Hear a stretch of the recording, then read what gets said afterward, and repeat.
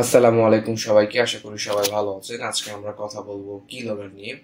কিলগারটা হচ্ছে মূলত এক ধরনের হ্যাকিং টেকনিক, যে টেকনিকটা ব্যবহার করার মাধ্যমে আপনি কারো উপর নজরদারি করতে পারবেন।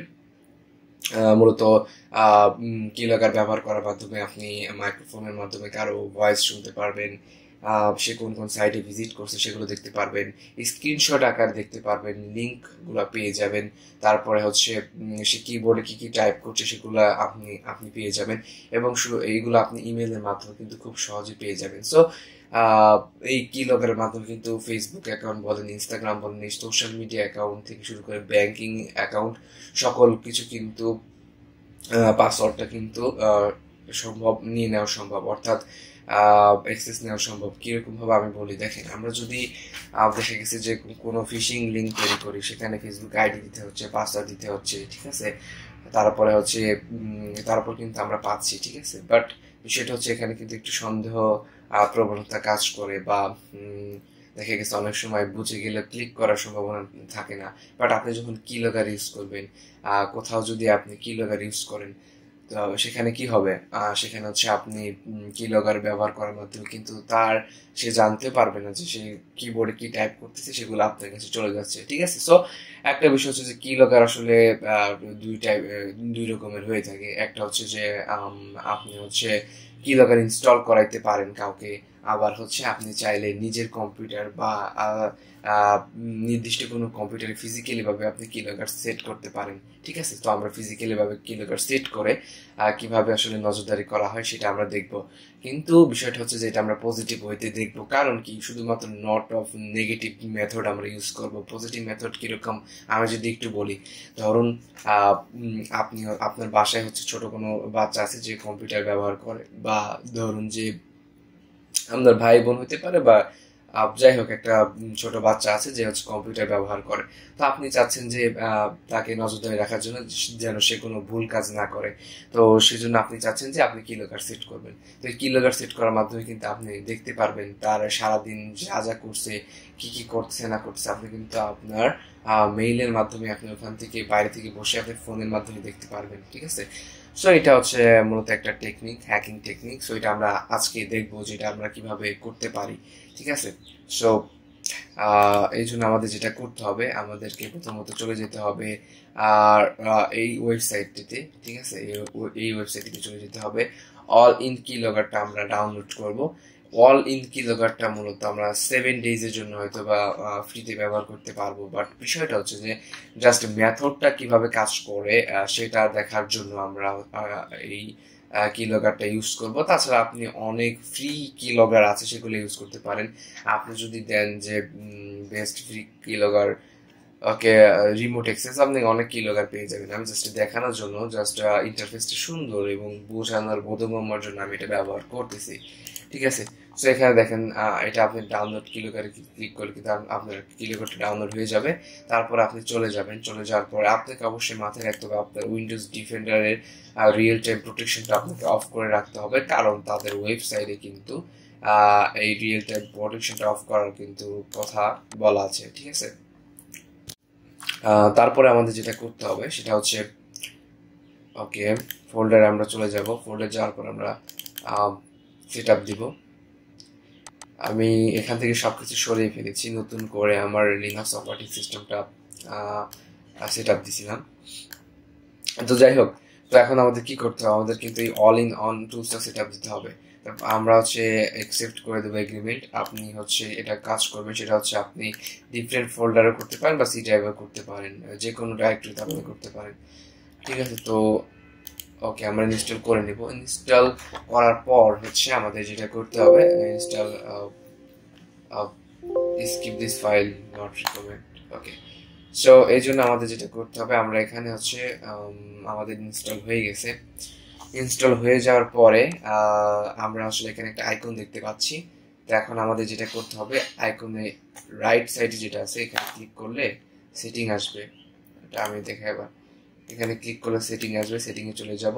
সেটিংয়ে চলে যাওয়ার পরে হচ্ছে আমি পাসওয়ার্ড দিয়ে ঢুকবো, কারণ কি, আমি যখন হচ্ছে আমার অলরেডি একবার অ্যাকাউন্ট এখানে করা আছে। আপনি যখন অ্যাকাউন্ট করবেন তখন কিন্তু বুঝতে পারবেন, ঠিক আছে। তো অ্যাকাউন্ট কিন্তু আপনি যে আমার যেহেতু অলরেডি অ্যাকাউন্ট করা আছে তাই এরকম অপশন আসছে, আপনার অন্যরকম অপশন আসতে পারে অ্যাকাউন্ট ক্রিয়েট করার জন্য, তখন অ্যাকাউন্ট ক্রিয়েট করে দিবেন, সমস্যা নেই। তো যাই হোক, এখন আমরা দেখেন অল ইন অন এর কিন্তু যে ইয়াটা হইছে কি বলে অল ইন অন কিলগারের যে ইন্টারফেস, এটা আমরা দেখতে পাচ্ছি। এখানে আমরা কি কি করতে পারতেছি দেখেন। এখানে জেনারেল সেটিং আপনি চাইলে উইন্ডোজ স্টার্টস থেকে আপনি এটাকে সরাই দিতে পারেন, উইন্ডোজ স্টার্টআপ লিস্ট থেকে সরাই দিতে পারেন, মানে হাইড করে রাখতে পারেন। আবার চাইলে অলওয়েজ ইন টপে রাখতে পারেন, বা হাইড প্রোগ্রাম আইকন পর্যন্ত হাইড করতে পারেন। বিভিন্ন ধরনের হচ্ছে প্রসেস আছে যেগুলোর মাধ্যমে আপনি একটু হাইড করতে পারেন এবং কেউ কিন্তু কিছু টের পাবে না। লগ মেইনটেন্সে আছে যে আপনি হচ্ছে লগ মেইনটেন্স যেটা করতেছেন সেটা হচ্ছে কোন ফোল্ডারে কোন ডাইরেক্টরিতে আপনি হচ্ছে এটা চাচ্ছেন যে রাখার জন্য, এখান থেকে আপনি চেঞ্জ করতে পারেন। ওকে, তারপরে হচ্ছে টেক্সটুয়াল সেটিং আছে, তারপর ভিজুয়াল সেটিং আছে। ওকে, আচ্ছা এটা আমরা পরে আসি, আমরা ইমেল সেটিং দেখি। ইমেল সেটিং এর মাধ্যমে কি করতে পারেন, আপনি যে প্রসেসগুলা করলেন সেই প্রসেসগুলা কিন্তু আপনি ইমেলের মাধ্যমে আপনি হচ্ছে করতে পারেন। ইমেলের মাধ্যমে আপনি এখান থেকে বসে জাস্ট এই প্রসেসটা স্টার্ট করে দিয়ে হাইড করে দিয়ে চলে গেলেন, ইমেলটা এখানে বসায়া।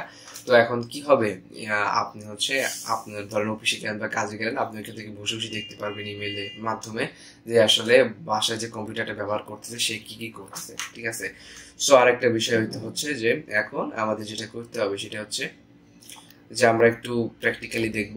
ওপেন লগ ভিউয়ারে যাব, ওপেন লগ ভিউয়ারে যাওয়ার পরে হচ্ছে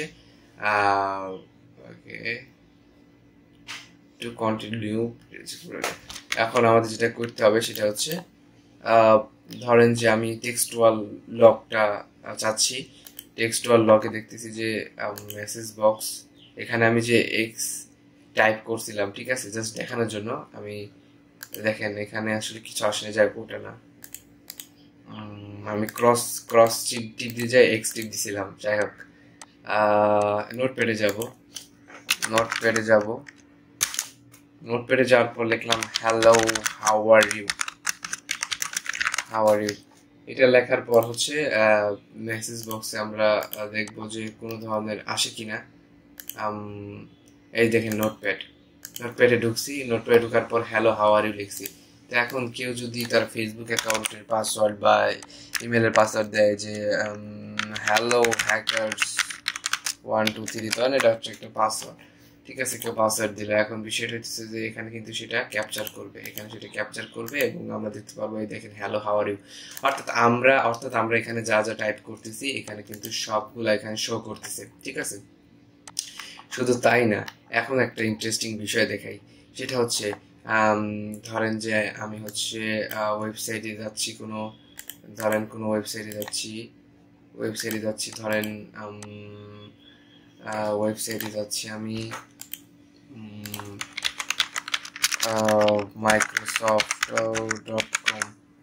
মাইক্রোসফট.com এর হচ্ছে ওয়েবসাইটে যাচ্ছি আমি।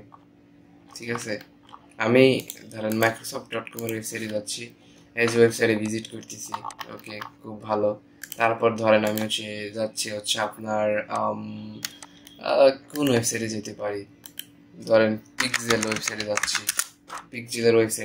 ঠিক আছে, এই ধরনের ওয়েবসাইট ভিজিট করতেছি।